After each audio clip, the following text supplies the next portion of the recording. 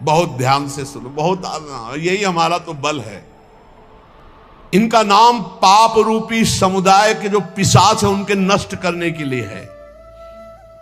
एक बार जिसने 4 प्रदक्षिणा कर ली प्रभु श्री हरि की, प्रिया प्रीतम की, नरक नहीं जाएगा। विश्वास करो, ना किया हो तो आज कर लेना 4 परिक्रमा, बिहारी जी की कर लेना जाके, राधा वल्लभ जहां तुम्हारा विश्वास हो, राधा रमन जी की, पूरे वृंदावन की। ऐसा कोई आने बैठा होगा जो परिक्रमा न किए हो ठाकुर की, किए तो होगा ही, क्योंकि वृंदावन है तो जरूर परिक्रमा की हो। ये भगवान के वचन है महापुरुषों के, जो ब्रह्मलीन महापुरुष है।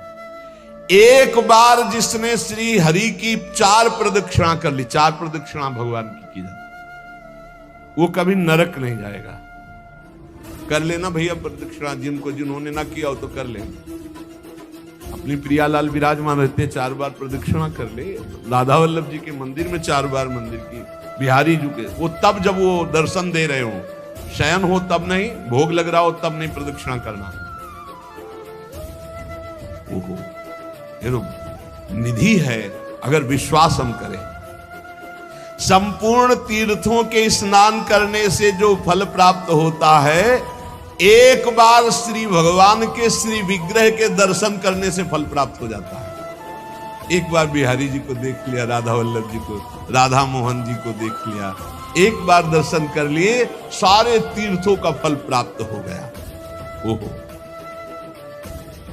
जो प्रभु का नाम जप कर रहे हैं, सारे अनुष्ठानों का फल प्राप्त हो गया। बोले पुरस्चरण गायत्री अनुष्ठान, महामृत्युंजय मंत्र, अमुक मंत्र, अमुक मंत्र, सब का अनुष्ठान का फल प्राप्त हो गया जो नाम जप कर रहे हैं।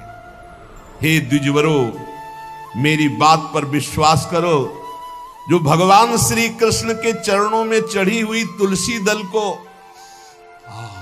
प्रभु की प्रसादी है। यमराज के प्रचंड विकराल यमदूतों का कभी उनको मुख दर्शन करने नहीं पड़ेगा। एक बार तुलसी प्रसादी सूंघ लेना भैया, जाके बिहारी जी के, राधा वल्लभ जी के चरणों से ले लेना, बच जाओगे।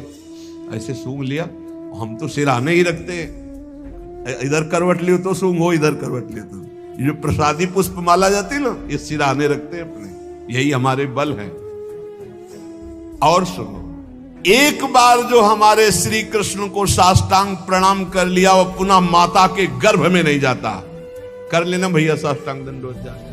एक बार की बातें हैं, ये तो कई बार सुना चुके हैं भीष्म स्तवा में।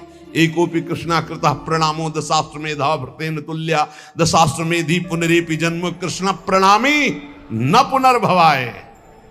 इसीलिए छाती ठंडी हो जाती है बातें सुन के। भगवान तो निश्चित मिले, तभी हम तो आपसे वादा करते हैं कि सबको भगवान मिलेंगे। चर्चा सुन रहे हो, राधा नाम सुन रहे हो, धाम में बैठे हो। कहाँ चर्चा हो रही? धाम में हो रही। ये रेती पे बैठे हो, यमुना जी की पावन रमण रेती है ये सब। उसका दूसरा जन्म नहीं होगा जिसने हमारे श्री कृष्ण को एक बार प्रणाम कर लिया। और सुनो, जो प्रतिदिन भगवान की चर्चा सुनता है, वो चाहे पुलकस हो, स्वपच हो, चांडाल हो, म्लेच्छ हो, कोई भी पापी हो, वो जगत बंदनी सौभाग्यशाली परम पद को प्राप्त होगा जो रोज भगवान की चर्चा सुन लिया ना। हे गर्व में रहो कि हमें तो भगवान ने कितना सौभाग्य दिया है। जो पुण्यात्मा भगवान के भक्तों का संग करता है तो उसकी बात ही क्या है। भगवान श्री हरि के भक्तों का संग करने वाले को कभी गर्भवास का दुख नहीं भोगना पड़ता। और सुनो, 4 लोग जहां खड़े हैं उनके बीच में जो भगवान नाम कीर्तन करता है, राधा राधा हरि राम कृष्ण हरि राम कृष्ण हरि, तो गंगा आदि पवित्र नदियां इंतजार करती कि वो कभी आकर अपने चरण हम पे स्पर्श करा दे तो हम निष्पाप हो जाए। वो समस्त संसार को पावन करने वाला भक्त होता है जो समाज में नाम कीर्तन करता है, दिखावे के लिए नहीं, भगवत यश के लिए। हम भगवान का यश सबके कानों में सुना रहे हैं जिससे सबका मंगल हो। जो भगवान का नाम कीर्तन करता है उसका दर्शन, उसका स्पर्श, उससे वार्तालाप करने से ब्रह्म हत्या जैसे पापों से मुक्ति मिल जाती है। जो नाम कीर्तन करते हैं, भगवत यश में डूबे रहते हैं, ऐसे संतों के, ऐसे भक्तों के दर्शन से, संभाषण से, स्पर्श से ब्रह्म हत्या जैसा पातक नष्ट हो जाता है। इसमें तनिक भी संदेह नहीं करना। जो करताल बजाते हुए भगवान का नाम कीर्तन करते हैं, भगवान के लीलाओं के पद गायन करते हैं, बड़े से बड़े महापाप भी भस्म हो जाते हैं। ये संगीत सबके पास है।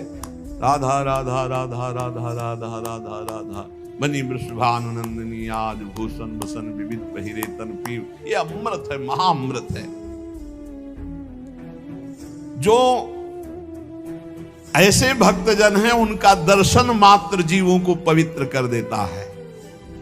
हे महर्षियों, श्री कृष्ण नाम सब तीर्थों का परम तीर्थ है। जिसने श्री कृष्ण नाम को अपनाया वह पृथ्वी को पावन करने वाला है। और श्री कृष्ण जिनका नाम रटते हैं वह राधा, और जिसने राधा नाम रटा वो श्री कृष्ण को अधीन करने वाला है। इसलिए मुनिजनों, ये कलिकाल है, किसी अन्य साधनों की तरफ चित्त मत लगाओ। प्रभु की प्रदक्षिणा करो, प्रभु की सेवा करो, प्रभु को नमस्कार करो, प्रभु की ही आराधना में रहो। जो थोड़ी सी भी पूजन की वस्तु प्रभु श्री कृष्ण को प्रेम से समर्पित करता है वो तीनों लोकों का स्वामी हो जाता है। भगवान महेश्वर अपने एक ही भाव को प्रदान करते हैं, वो भगवान के सायुज्य मोक्ष को प्राप्त होता है। जैसा भगवान का वैभव ऐसा उसका वैभव। जो पुनर्जन्म संसार में ना चाहता हो, वो अविनाशी परमात्मा जिनका चरणामृत महादेव जी भी अपने मस्तक पर धारण करते हैं, उन श्री कृष्ण को जो पुकारता रहता है, स्मरण करता रहता है, उसका पुनर्जन्म नहीं होता। इसीलिए भगवन नाम सर्वोपरि महिमा से गरज रहा है। पतितः स्खलिताश्चारतः छुत्वा वा विवशो ब्रुवन् हरेनम इत्युच्चैर मुच्यते सर्वपातकम। गिरते समय, फिसलते समय, दुख आते समय, छींकते समय ऊंचे स्वर से बोल उठे हरे नमः, श्री हरे नमः, बोले सब पापों से मुक्त हो जाता है। कितना बढ़िया भगवान के नाम की ना रुपया लगता है, ना पवित्रता की बात है, बस नाम जपे जाओ, आनंद ही आनंद है। 10 नामापराध से थोड़ा बच के, 10 नामापराध जो पीछे चर्चा हुई, सुन रहे हो तो इसको धारण करो। कह रहे हैं श्रोताओं के लक्षण सुन लो। पहला होता है श्रोता चातक। चातक कहते पपीहा को। जैसे बादल से बरसा सीधे चोंच में लिया और पान कर गया, उसी प्रकार जो श्रोता वक्ता के मुख की तरफ एकाग्र दृष्टि से देखता रहता है और जो शब्द निकलते हैं उनको पकड़ा पी गया अंदर, उसे चातक श्रोता कहते हैं। एक हंस श्रोता, हंस को जैसे दूध और पानी मिला के रख दो तो दूध पी जाएगा, पानी छोड़ देगा। ऐसे ही जो श्रोता सावधान, अपने रस की उपासना की बात पकड़ ली, बकाया सब छोड़ दी। अपने रस की बात, जो अपने इष्ट गुरु की उपदिष्ट मार्ग की बात, उसे पकड़ ली और छोड़ दिया, वो हंस श्रोता। और एक तोता श्रोता, वो बस जितनी देर सत्संग सुन रहा है उतनी देर वो जहां बाहर निकला तो वो बस रटी रटाई बात, बस कोई न पकड़ना है न आचरण में उतारना, बस रटी रटाई बात। ऐसे अच्छा है, बढ़िया है, निषिद्ध तो नहीं है। ऐसे ही करो, रटते रहो, रटते रटते कभी सही में बोलने लगोगे। ऐसों के पास जब दूसरे लोग आते हैं तो उपदेश ही शुरू करते हैं, सत्संग में ऐसा ऐसा, ये भी बुरा नहीं, पर बात ये कि उतारना उसको पाई भर नहीं है। केवल इधर से सुना, उधर से तोता की तरह, रट्टू तोता की तरह सुना दिया, आचरण में उतारना नहीं। पर ठीक है, समय सार्थक गया सुनने का और समय सार्थक गया बोलने का। तीसरा है मछली श्रोता। ये बहुत उच्च कोटि की श्रोता है, जैसे हंस, चातक और मीन। ये अपलक नेत्र वक्ता की तरफ और भगवत रस का चर्चा को ऐसे पान करते हैं जैसे दुग्ध पान, अमृत पान किया जाए। ऐसे जैसे मछली का जीवन जल, ऐसे उसका जीवन सत्संग, उसके बिना वो जी नहीं सकता। ये उच्च कोटि के श्रोता होते हैं, चातक, हंस और ये मछली। ये प्राय मौन रहते हैं। क्या सत्संग में हुआ, क्या कोई वार्ता नहीं करे, जाओ दूसरे से पूछो। मौन रहेंगे, अपलक नेत्रों की तरफ, वक्ता की तरफ देखेंगे। जो शब्द आया प्राण पोषण की तरह उसे अंदर पान करेंगे और उसका आस्वादन वही जीवन बना लेंगे। जैसे मछली का जीवन पानी, तो सत्संग ही उनका जीवन। बहुत उच्च कोटि के, जैसे चातक और हंस और ये मछली, मीन।